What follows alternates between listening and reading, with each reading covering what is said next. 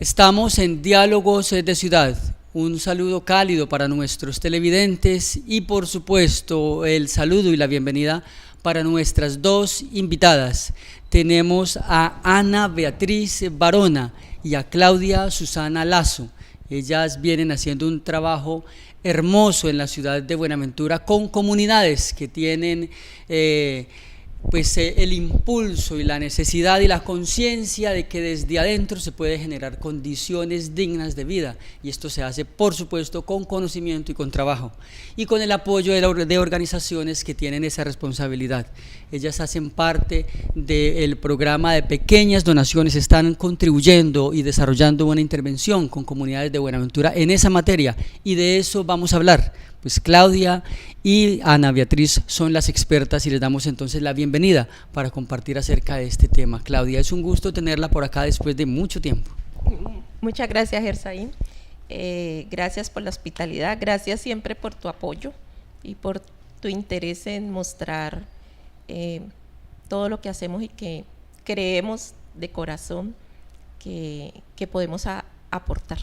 Ana Beatriz, es un gusto tenerla en nuestro programa y pues conocer y permitir que usted comparta con la comunidad de Buenaventura ese trabajo que vienen haciendo y todas las esperanzas y las expectativas que abre para las nuevas generaciones.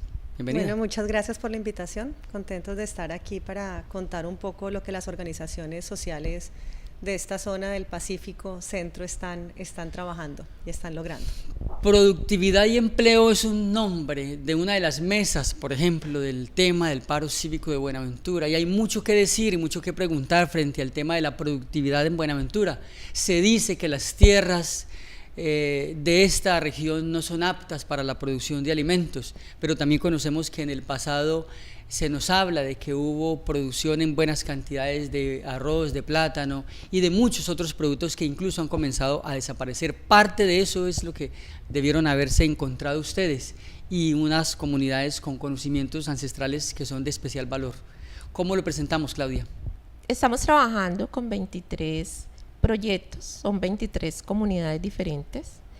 Y en Bajo Calima tenemos en especial dos grupos, uno produciendo arroz, recuperando 4 especies que se habían perdido acá en el territorio y que ellos han recuperado, con un componente adicional, y es que lograron hacer un análisis interno y sentir que no tienen necesidad de exportar ese arroz o sacarlo del territorio, sino que dinamizaron el consumo local. Entonces eso nos parece bien importante.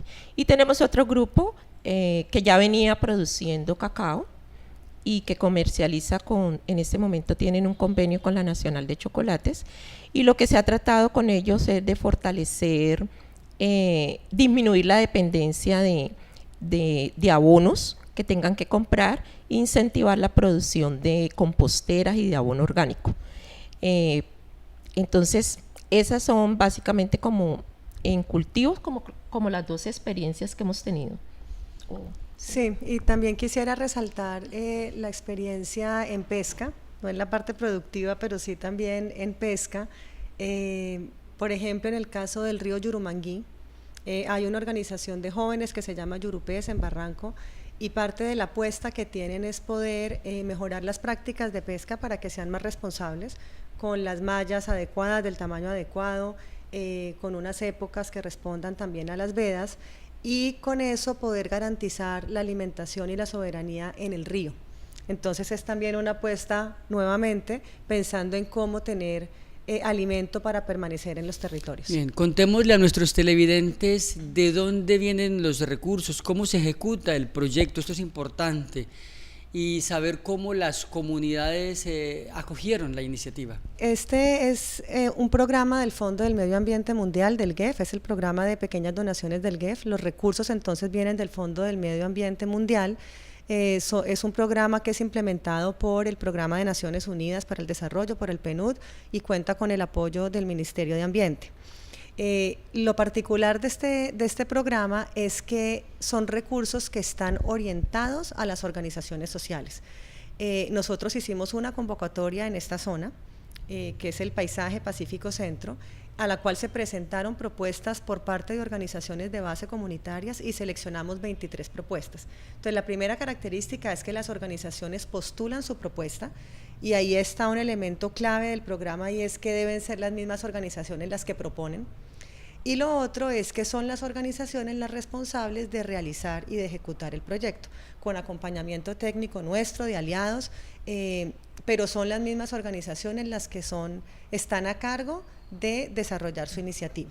Eso tiene mucho que ver con la visión interna propia de las comunidades acerca de su bienestar y su desarrollo, y que estos proyectos entonces no terminen como al servicio de otros poderes desde arriba. Y yo puedo decirlo abiertamente, hay casos como el tema del café, por ejemplo, donde son los cafeteros, los pequeños agricultores los que terminan produciendo la cantidad que necesita todo un modelo más grande para que unas economías se sostengan, pero en la práctica, por ejemplo, los campesinos que producen café en Colombia, los pequeños productores, han estado durante muchos años empobrecidos, y eso no muestra muchas esperanzas. En el Pacífico nuestro también hubo durante una época producción de alimentos, y había entonces de cierta manera eso que ustedes llaman seguridad alimentaria. Hoy, ¿cómo se encuentran cuando las comunidades se autodiagnostican? Claudia, ¿qué nos dicen las comunidades frente a ese tema tan importante?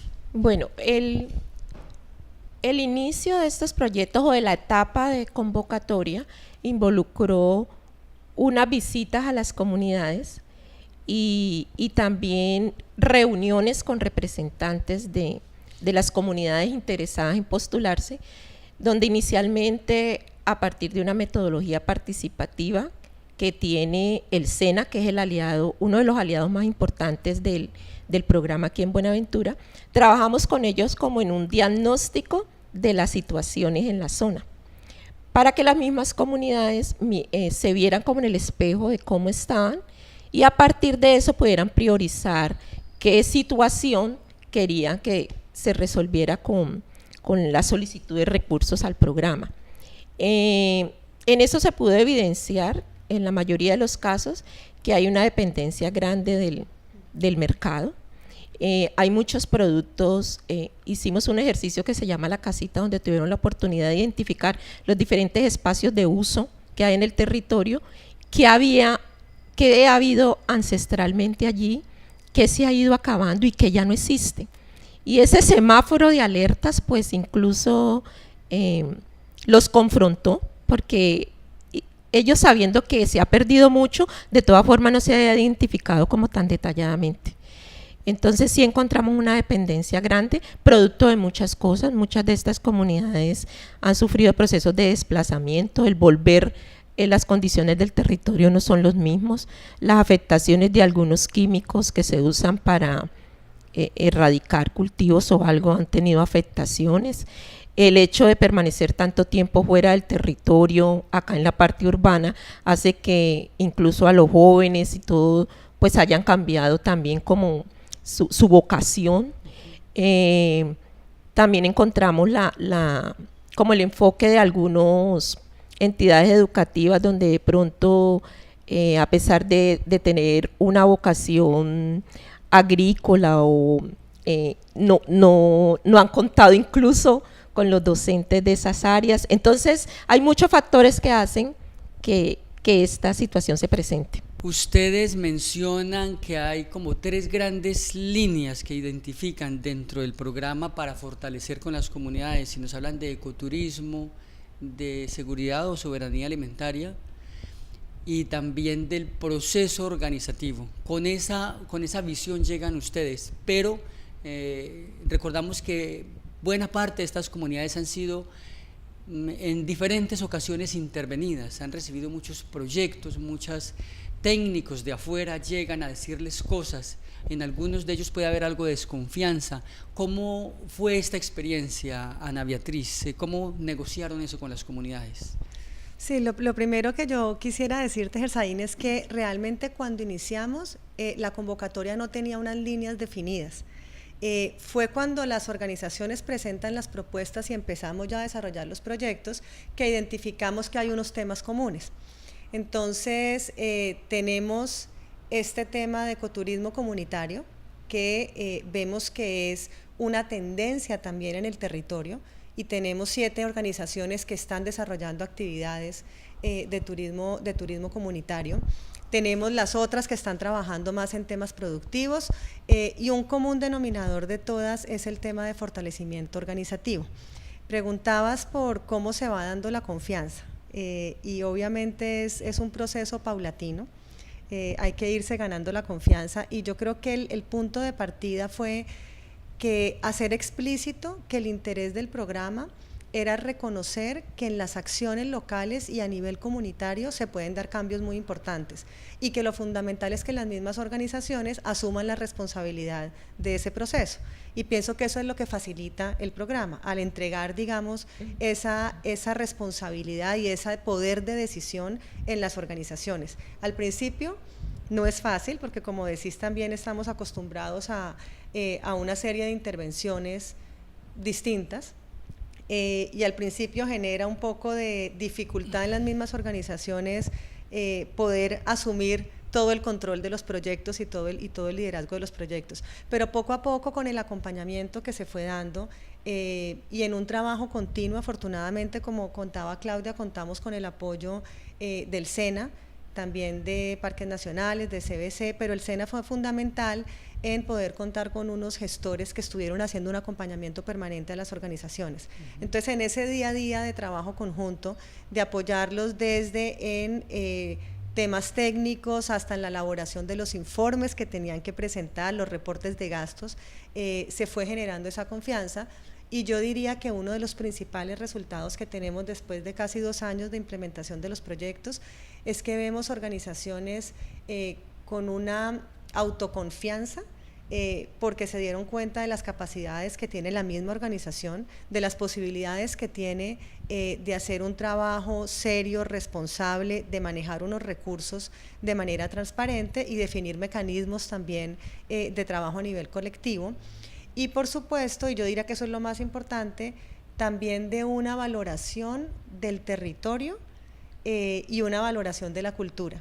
Entonces, por ejemplo, en las iniciativas de turismo, ese es el ingrediente fundamental, es poder ver que en el servicio que se ofrece en esta zona, el tema de la riqueza natural y lo cultural es lo que le da valor. Entonces, ese es como el principal aporte, diría yo. Sí, y quería agregar algo, que incluso en la mayoría de los proyectos, lo que entramos supuestamente a solucionar no pasa a ser como el fin, sino que pasó a ser como una herramienta que permitió otras cosas para fortalecer la gobernanza, para identificar que necesitamos construir visiones colectivas de lo que queremos en el territorio, de cómo queremos que sean las intervenciones que llegan al territorio, de la necesidad de modificar los instrumentos de gobernanza que tenemos, actualizándolos. Entonces pienso que esa parte fue importante. Aparte, otra cosita importantísima, y es cómo se descubren otros liderazgos y cómo en la mayoría de los proyectos las mujeres tienen un papel protagónico en sacar adelante el proyecto, en fortalecer lo financiero. Hay experiencia muy bonita de sostenibilidad de los proyectos productivos a partir de fondos de ahorro. Entonces también es importante recalcar eso. Bueno, el programa se llama así, programa o plan de pequeñas donaciones. Programa de pequeñas donaciones del GEF. Alguna explicación debe tener, ¿cierto? ¿Hay efectivamente una donación a las comunidades? ¿Cómo administran esa parte? El programa lo que hace es dar un apoyo técnico y financiero a través de proyectos directamente a organizaciones comunitarias. Entonces, cuando hablamos de donación, que yo siento que es un nombre desafortunado, decimos más que son pequeñas donaciones, grandes sueños, pero son aportes no tan pequeños, entre 12.000 y 35.000 dólares fueron, digamos, los aportes que se hicieron a los proyectos. Y esos recursos son, digamos, se acuerdan con unos objetivos, unas actividades, un presupuesto detallado también de acuerdo a esos resultados que se esperan lograr. Son las mismas organizaciones las encargadas de desarrollar las actividades, de presentar los informes, de presentar los reportes, y ahí también se genera pues una capacidad muy importante. Entonces te diría que estas 23 organizaciones son organizaciones que han demostrado que tienen la capacidad para ejecutar seriamente un proyecto, para ir además respondiendo a lo que en el camino se presenta, y asegurarse de que se va a cumplir el objetivo del proyecto, pero por supuesto que también se está respondiendo al interés comunitario y que tiene sentido esa iniciativa que están desarrollando. Bien. Hubo un enfoque desde el comienzo, un enfoque del programa, y es que las comunidades o grupos no son consideradas beneficiarias, sino socias. Y desde la formulación del proyecto tiene que hacerse evidente que si vamos a ser socios, entonces las dos partes están aportando. Y fue muy... Y el poder visibilizar todo lo que las comunidades pueden aportar en especie, en algunos en recursos económicos, entonces le da un poder, da empoderamiento y da también facilidad para negociar y tener voz y voto en el proceso de la ejecución. Entonces me parece también un enfoque importante. Estamos en nuestro programa Diálogos de Ciudad y conversamos con Ana Beatriz y con Claudia Susana. Ambas hacen parte de un proyecto o de un programa que trabaja con comunidades, buena parte de ellas rurales, en este caso en Buenaventura, y quienes han sido parte entonces de toda una iniciativa para propiciar, para facilitar el desarrollo desde adentro, un desarrollo participativo y con la visión de las propias comunidades.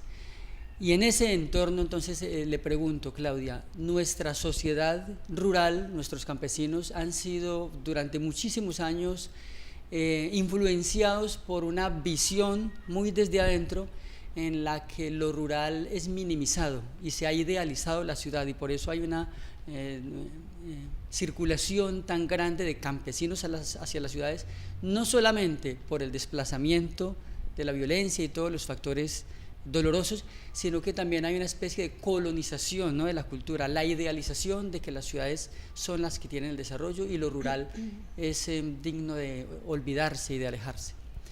Y usted, Ana Beatriz, habla de la valoración del territorio, de lo propio y lo ancestral.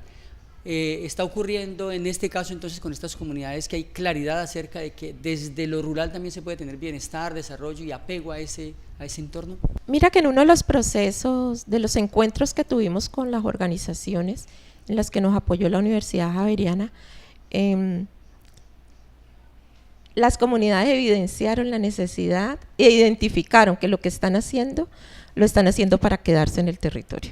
Entonces, pues nos parece como importante. Sabemos que en esos encuentros pues van a ir representantes de los grupos, pero también en algunas comunidades evidenciamos algo como esto. Una líder quería irse a Chile y entonces hicimos el análisis para que ella aportarle a su decisión, donde le dijimos, bueno, hagamos el análisis de lo que usted se va a ganar allá, qué es lo que usted va a mandar, a ver si realmente lo que está dejando acá, que es un espacio donde tienes tierra, donde se tiene territorio desde que se nace, sí, lo que puede generar acá en alimentación, te compensa el dejar la familia sola, unos hijos que están pequeños. Y al hacer el análisis ella decide quedarse. Usted le dañaron el viajecito. No, le apoyamos, le dimos criterios para la decisión. Le dieron la oportunidad de conocer a Chile y Viña del Mar y viajar y toda esa cosa, a cambio de un paraíso en este Pacífico colombiano.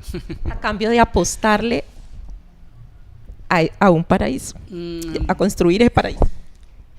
Parte en esa reflexión colectiva que hicieron las organizaciones, plantearon algo muy lindo, y es: nosotros queremos conservar estos territorios para permanecer en ellos, y buscar también la manera como podemos tener los suficientes recursos e ingresos que nos permitan no irnos a las ciudades. Entonces, yo sí creo que es muy claro que en la medida en que las personas pueden producir en sus territorios, tienen también una mayor seguridad, que eso también es importante, y un proceso organizativo que da respaldo, las personas le apuestan a quedarse en la zona rural. Hablemos de eso, Claudia y Ana Beatriz, tenemos 3 minutos y medio para hablar de esos temas. Ecoturismo, ustedes mencionan ecoturismo, el componente de organización que es tan clave y por supuesto la seguridad alimentaria. Quedémonos con el tema de ecoturismo. ¿Qué potencialidades encontró la misma gente en lo que tiene? Ese es uno de los temas más interesantes, donde hay además algunas iniciativas como la de Comanglar que se empiezan a volver un referente para otras organizaciones, y realmente hay una mayor convicción, por lo menos de estas 7 organizaciones con las que trabajamos, y creemos que es algo más generalizado, de que el tipo de turismo al que debe apostarle Buenaventura debe estar basado en esa riqueza natural que tiene. Es un sitio hermoso, esto es un paisaje y una exuberancia, no solamente las ballenas, sino los manglares, los ríos. Entonces es un turismo es un turismo de naturaleza al que se le debe apostar aquí, pero además basado en el turismo comunitario.